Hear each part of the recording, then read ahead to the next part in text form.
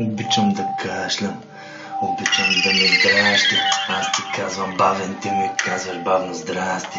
Сещаш ли са пак на къде отиват всички острови, тревички, интернети, улички? Не дей ми говори, какво знаеш? И аз си знам много.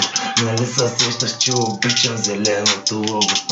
Праги, не ги бага, братле. Направо като ги почна няма спирка, не се усещам въобще. Меки диалекти, акценти, правя ги скачулки късно вечерта и пак моите не знаят, нали? Подскачам, пак се сливам заедно с трача. Не знам къде ми каца звездата, след като са запали и изгасна. И пак търси и скрива в тъмнини. Питам се кои са лоши, кои са добри. Аз от кои съм не знам. Стоя и се гледам сам. В огледалото губя си образа някъде там. Картини рисувам с думи без да те питам. Някои са тука да цапат капути, другите да следват ритъм.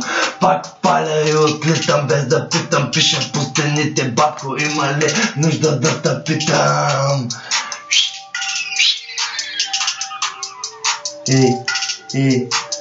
Как да съм спокоен, всеки ден ми е двоен. Понеделника направо като почнах неспокоен. Чудя се как да хвана апарата, докато опитвам се да настроя главата на хлапето. Казах ти къде умря в мен детето, там където далеко се сливат небето с морето, всичко синьо да е. Най-обичам около мен е море. Момче, не знаеш за какво ти говоря въобще. Роден до водата, с пясъка се сливам, паля и отлитам. Казах, никого не питам, не следвам правилата. Средния за тълпата, съжалявам, батко, пак съм солата в устата. Казах ти, бе, критик, средния пръст ли се е превърнал в тик? Искаш ли да ти покажа как те мачкам като бик?